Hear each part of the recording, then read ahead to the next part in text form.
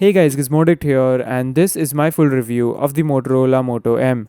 So the Moto M has been my primary device for almost a week now, and honestly I have to say that I'm quite disappointed with this phone. I have quite a few things to say about it, so unlike my normal reviewing style, I'm going to divide this video into a set of pros and cons. So without wasting any more time, let's get started with my review of the Motorola Moto M. So the Moto M does not feel like a Motorola phone and it feels more like a Lenovo phone. The reason I say that is because it misses out on the key features that Motorola phones normally have, and it has more Lenovo DNA in it. First of all, this phone does not support any of the gestures that are normally present on the Motorola phones. So you don't have the double chop to flashlight or even twisting the phone to launch the camera gesture on the Moto M. They are just not supported on this phone, and I don't know why Lenovo did that. The second thing that's more Lenovo about this phone is that this phone comes preloaded with some Microsoft apps.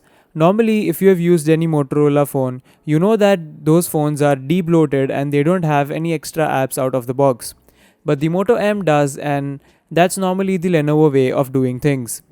The third thing that's more Lenovo about this phone is the camera app on the Moto M. Now the Moto M has a camera app that is completely different from the one on the Moto G4 Plus. It's more similar to the ones on the Lenovo phones like the K6 Power. So again, I'm confused why Lenovo did that on a Motorola phone, but that's what you have. The fourth reason why this is more of a Lenovo phone is because you don't get dual SIM card slots and a separate memory card slot. Instead of that, you get a hybrid SIM card tray, which is again what we see in Lenovo phones and not in Motorola phones. Finally, the fingerprint sensor is placed on the back of the phone, and if you take a look at the Motorola phones this year, like the Moto Z and the Moto G4 Plus, their fingerprint sensors are placed on the front. So again, that's the thing that you see in Lenovo smartphones and not Motorola phones. So now that I've said all of this, let's talk about the pros and the cons of the Moto M. So the biggest pro of the Moto M is its design and build quality. Now Motorola is marketing this a lot, and it's the ultimate selling point of this phone. There's no denying the fact that this phone absolutely looks amazing when you hold it in the hand.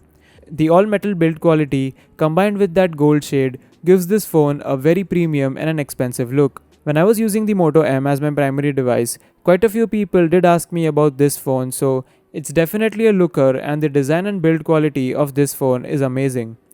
The second thing that I like about this phone is the display quality. You have a 5.5-inch 1080p display on the front, and it has good colors and viewing angles. There is a slight shift in colors when you watch the display from extreme angles, but overall the display is good enough, it gets bright and it produces nice colors. So that's all I have with the pros of the Moto M.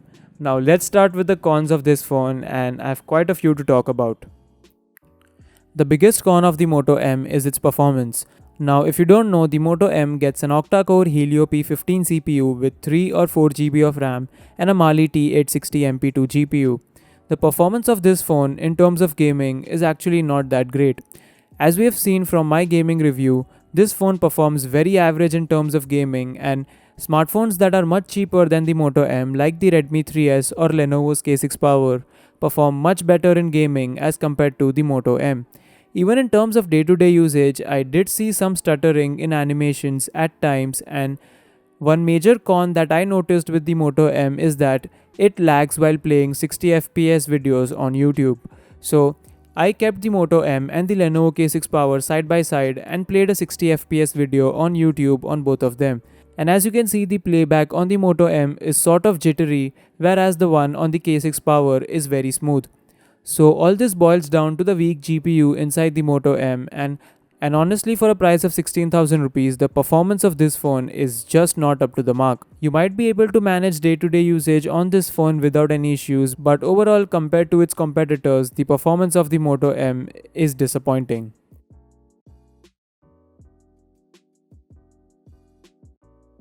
The next thing that I don't like about the Moto M is its camera.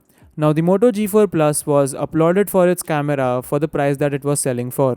The Moto M is 1000 extra than the Moto G4 Plus, so I expected the camera to be better than the Moto G4 Plus. But unfortunately, as we have seen from my camera review of the Moto M, the camera on this phone is sort of disappointing as well. It does not perform better than the Moto G4 Plus, and in some scenarios it's actually worse than the G4 Plus. So the camera quality is again a disappointment on the Moto M. The next thing that I don't like about this phone is the fingerprint sensor. It is quite slow and there is a noticeable delay between the time you put your finger on the sensor and the phone unlocks. To demonstrate that, I am showing the comparison between the fingerprint sensor on the Lenovo K6 Power and the Moto M. And as you can see, the K6 Power, which is a much cheaper smartphone than the Moto M, unlocks itself faster than the Moto M. So yeah, the fingerprint sensor does not work well, and I hope that Motorola fixes that with a software update. The last con that I have with the Moto M is its loudspeaker. Now the Moto M comes with Dolby Atmos system, so I thought the loudspeaker would be nice, but actually the speakers on the K6 Power are better than the ones on the Moto M, even though both of them get the Dolby Atmos audio system. But this is quite nitpicking, and the audio via the headphone jack from the Moto M is actually not that bad. Now the battery life on the Moto M is actually quite decent. I could get anywhere between 4 to 4.5 hours of screen on time, so it's not outstanding, but it's decent. A lot of people are asking me if the Moto M supports fast charging or not. So I did charge the Moto M from about 0 to 100%, and a full charge took around 1 hour 50 minutes to 2 hours.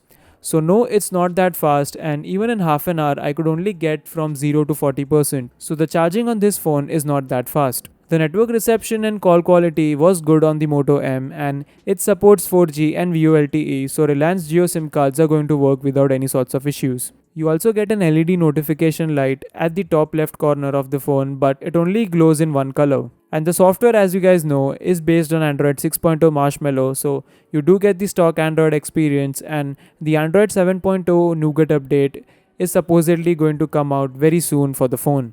So finally the question is, should you buy the Moto M? Well, I'm not going to recommend this phone because apart from looking good, the Moto M does not do anything well. The performance is mediocre, the camera is mediocre, the battery life is okay. So it's only for people who want their phone to look good. If you are considering to buy a phone for about 16,000 rupees, there are a lot better options in the market as compared to the Moto M. Even Lenovo and Motorola have such great options like the Lenovo K6 Power, the Moto G4 Plus, the Lenovo Z2 Plus, and so on. So the Motorola Moto M is not a good buy, and I'm not going to recommend it. That wraps up my review of the Motorola Moto M. If you guys liked it, then do show your support by liking and sharing this video.